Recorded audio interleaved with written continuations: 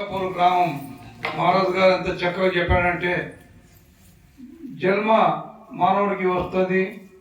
అదేవిధంగా గ్రామం పైన మళ్ళీ ఆంజనేయుని ఆశీస్సులతో మీ అందరి శ్రమతో మళ్ళీ ఇక్కడ గ్రామం నిర్మాణం అయినట్టే మొదలు భగవంతుడు స్థాపన చేసుకొని ఇంత చక్కటి కార్యక్రమాన్ని నిర్వహించుకుంటున్నారు.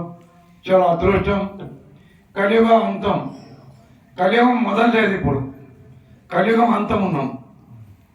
ఎట్లయితే నేను హైదరాబాద్కి వెళ్తా, నా భార్యనో బిడ్డనో ఎవరో ఇంట్లోకి వెళ్ళి ఫోన్ చేస్తారు, ఏడున్నావు అంటే వచ్చిన పిచ్చం కంటే దగ్గరికి వచ్చినట్టు కూడా కానీ అట్లని ఇప్పుడు ఆడిగిపోతుంది, దగ్గర ఉన్నాం. ఇప్పుడు మీరు చూసిండ్రు కరోనా సమయంలో ఎంత అవస్థ ఉండే, అందరూ కళ్ళతో చూసిండ్రు. 40-50 ఏళ్ళ మాట కాదు, 2-3 ఏళ్ళ మాట.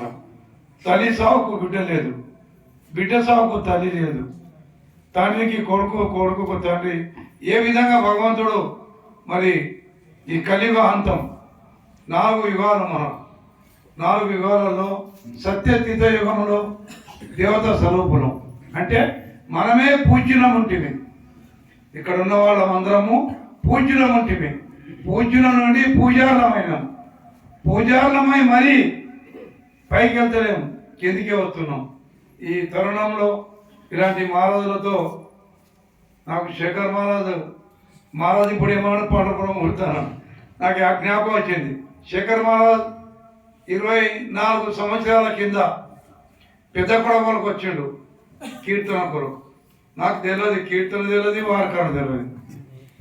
अंत महाराज अड़गे शेखर महाराज साहब पंढरपुर देखे क्या मैं अभी तक नहीं देखे अन्न वाह बुद्धिमंतुడు నేను కాదు महाराज తెలియదు నేనే అదే తిరుపతి పోయినా 100 సార్లు, షిరిడి 100 సార్లు పోయినా.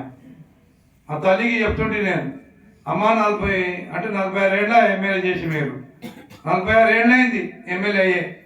అయితే మా తల్లికి అడుగుతుంటే ఆనికి ముంచుకుంటూ బంగాళాలు కడుతున్నాయి మన మోక్షమయ అవ్వటే. ఏం కాదురా, తిరుపతి పో, గుండు కొట్టుకో, గుండంలో మునుగు, పాపం పోతుంది.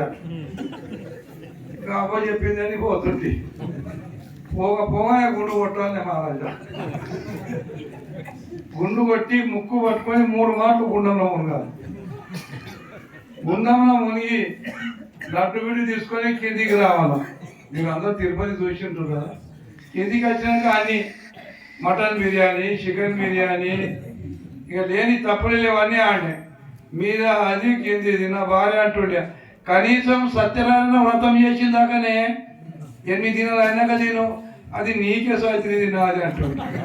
అంటే లోకంలో షిరిడి కానీ ఎన్ని యాత్రలు చేసినా ఏమి చేసినా తాను తన కర్మ సరిగా లేనప్పుడు అలా ఫలితం లేదు. భయంతోనే భక్తి పెరుగుతుంది.